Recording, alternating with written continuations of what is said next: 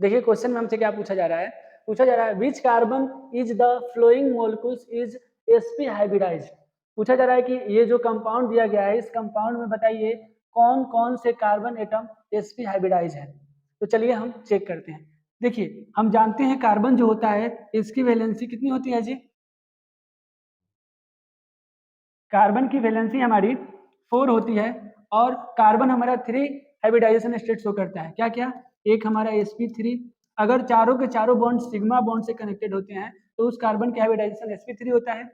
अगर कार्बन की hybridisation sp2 है, मतलब 3 कार्बन की जो वैलेंसी है सिग्मा बॉन्डेड होगी और एक हमारी पाई बॉन्डेड होगी। अगर कार्बन की हाइब्रिडाइजेशन sp है तो इसमें 2 सिग्मा बॉन्डेड होगी और 2 पाई बॉन्डेड होगी। और हमसे पूछा गया है क्या कि sp हाइब्रिडाइज कौन से कार्बन है। तो देखिए अगर फर्स्ट नंबर कार्बन की बात करें हम,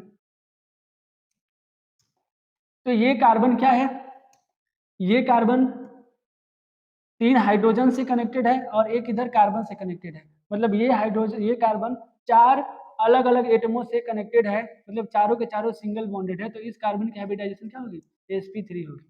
अगर इस कार्बन के देखें तो यहाँ पे कार्बन 2 अपने अगल बगल कार्बन से सिंगल बॉन्डेड है, मतलब सिग्मा बॉन्डेड है, और इधर ऑक्सीजन से एक सिग्मा बॉन्डेड और एक पाई बॉन्डेड है। मतलब अगर टोटल देखें तो 3 सिग्मा और एक पाई है। तो ये हमारा कार्बन कैसा होगा?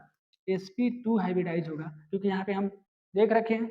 अगर तीसरे नंबर कार्बन को देखें तो ये अपने बगल वाले कार्बन से सिग्मा बॉन्डेड है, इधर बगल वाले कार्बन से सिग्मा बॉन्डेड है, और 2 और बचे वैलेंसी जो हाइड्रोजन से सिंगल बॉन्डेड है। मतलब चारों के चारों हमारे क्या है? सिग्मा बॉन्डेड है। तो ये हमारा 3 नंबर का कार्बन भी क्या होगा?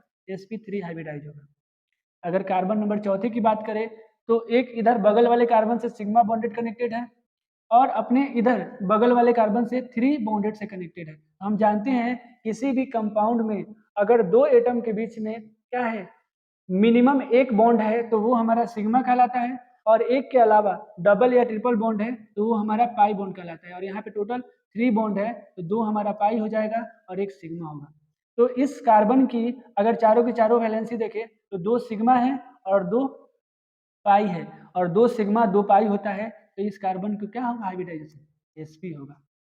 सिमिलर अगर इस कार्बन को देखें, कार्बन नंबर 5 को, तो ये भी कार्बन एक हाइड्रोजन से इधर कनेक्टेड है, मतलब एक सिग्मा बॉन्ड होगा, और इधर बगल वाले कार्बन से 3 बॉन्डेड है तो एक हमारा सिग्मा होगा, 2 पाई होगा। तो टोटल अगर इस कार्बन की वैलेंसी देखें तो 2 सिग्मा से कनेक्टेड है और 2 पाई से कनेक्टेड है, मतलब टोटल हमारा 2 सिग्मा 2 पाई है। तो हमारा हाइब्रिडाइजेशन क्या होगा? sp होगा। तो अगर इस कंपाउंड में टोटल अगर हम देखें sp हाइब्रिडाइज कार्बन तो 2 है, कार्बन नंबर 4 और कार्बन नंबर 5। ऑप्शन में हम देख लेते हैं तो ऑप्शन ई जो हमारा है क्या है, इसमें कार्बन 4 और 5 क्या है ऑप्शन दिए हुए हैं, तो यही हमारे आंसर हो जाएंगे। चलिए ठीक है।